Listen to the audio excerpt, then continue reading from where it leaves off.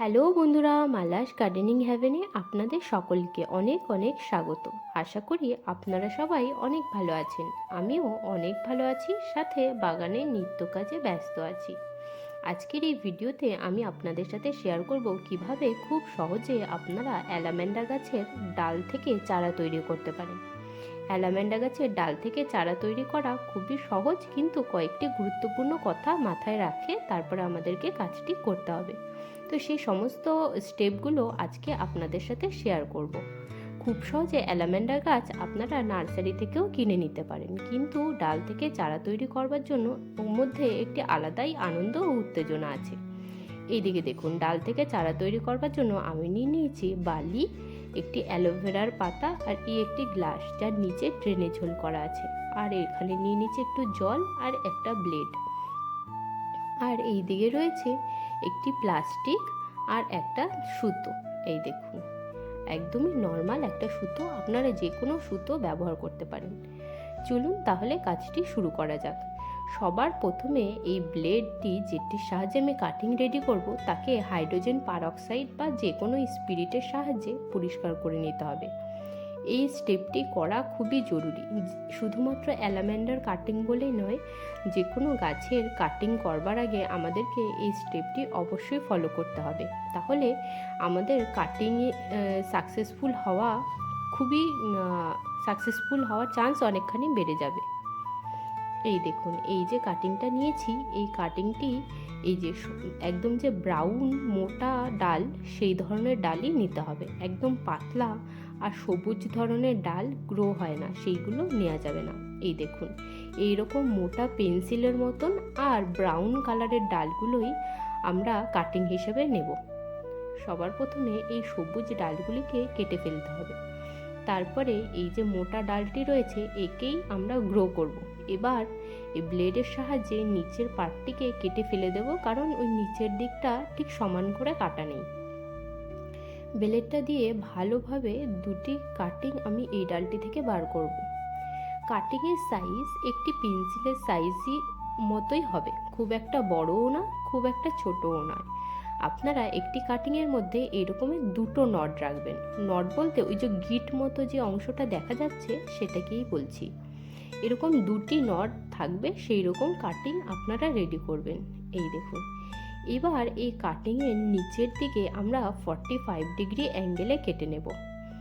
যে কোনো cutting grow করবার সময় যদি আমরা এইভাবে কাটিংয়ের গোড়ার দিকে 45 ডিগ্রি অ্যাঙ্গেলে কেটে নিই, তাহলে কাটিংয়ের মধ্যে জল চলাচল প্রচণ্ড স্বাভাবিক হয়, আর কাটিং বেড়ে যাওয়ার চান্সও বেঁচে থাকার চান্সও অনেকখানি বেড়ে যায়।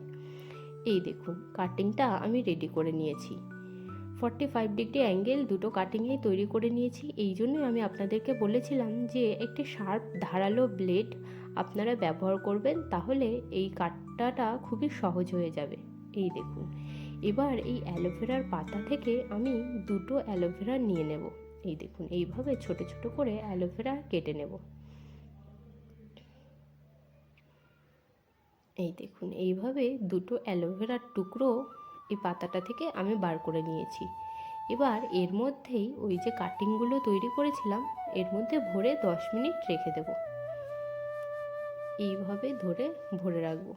এই অ্যালোভেরাটাই এই কাটিংকে গ্রো করবার জন্য রুটিং হরমোন হিসেবে ব্যবহার হবে। তো আপনাদের কাছে যদি রুটিং হরমোন থাকে তাহলে রুটিং হরমোনও ব্যবহার করতে পারেন।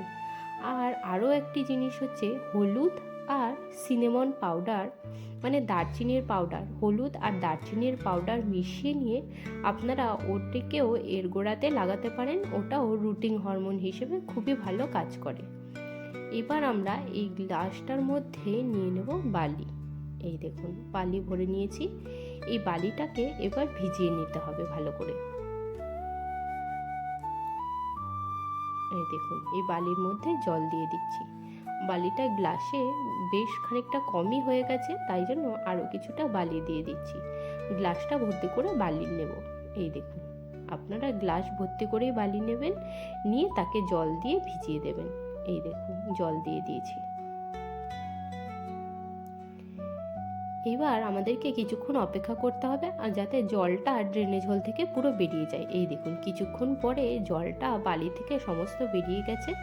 এবার আমরা অন্য একটি ডাল নেব, নিয়ে এইভাবে দুটো ফুটো করে নেব। কখনোই যে কাটিংটা আমরা গ্রো করবার জন্য রেডি করেছি সেটাকে ডাইরেক্ট এইভাবে বালির মধ্যে বসাবো না, আগে এইভাবে ছিদ্র করে নিতে হবে, নিয়ে তার মধ্যে আমরা কাটিংটাকে বসিয়ে দেব। এই দেখুন দুটো ছিদ্র আমি তৈরি করে নিয়েছি। এবার এই কাটিংটার গোড়ার দিকে অ্যালোভেরা ভালোভাবেই লেগে গেছে, তো অ্যালোভেরার টুকরোগুলিকে এবার বাইরে বার করে নেব। নিয়ে এই দেখুন এই গর্তর মধ্যে আলতো করে বসিয়ে দেব। কাটিংয়ের নিচের দিকে প্রত্যেকটি গাছের ডালের মধ্যে জাইলেম ফ্লোয়েম নামক সূক্ষ্ম সূক্ষ্ম নালিকা থাকে, যার মাধ্যমে গাছে জল পৌঁছায় আর খাবারও পৌঁছায়। তো জাইলেম ফ্লোয়েম যদি আমরা এই বালির মধ্যে ঠেসে ঢুকাই ডালটিকে, তাহলে ওই ফুটোগুলো বন্ধ হয়ে যাবে, তো কাটিং মরে যাওয়ার চান্স আছে। সুতরাং আগে থেকে ফুটো করে নিয়ে তারপরে ডালগুলিকে বসাবো। এই দেখুন ডালগুলোকে বসিয়ে নিয়ে একটুখানি জল দিয়ে দিয়েছি, যাতে বালি যেটুকু আলগা হয়ে গেছিলো সেগুলো আবার কাটিংয়ের গায়ে ভালোভাবে লেগে যায়। এবার এই পলিথিনের প্লাস্টিকটা দিয়ে মুড়ে দেব আর সাথে দড়িটা দিয়ে সুন্দর করে বেঁধে দেব। এই যে কাটিংয়েরটাকে আমরা প্লাস্টিক দিয়ে বেঁধে দিচ্ছি, তো এর মধ্যে হিউমিডিটি মেনটেন থাকবে, তো কাটিংয়ে আমাদেরকে আর জল দিতে হবে না।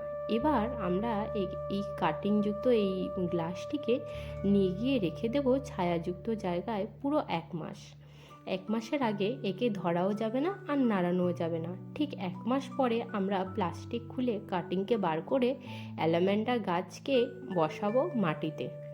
তো অ্যালামেন্ডা গাছের জন্য পারফেক্ট সয়েল মিক্স হলো 50% মাটির সাথে 30% গোবর সার আর 20% হলো কোকোপিট মিশিয়ে আপনারা অ্যালামেন্ডার গাছ বসাবেন। আর যদি আপনাদের অসুবিধা হয় তবে এর গায়ে একটি স্টিকি নোটে আপনারা ডেট মেনশন করতে পারেন, তাতে আপনাদের ভুল হবে না। ঠিক 1 মাস পরে এটাকে খুলে কাটিংকে বার করবেন। আজকের মতন এইটুকুই, দেখা হচ্ছে পরের ভিডিওতে। টাটা।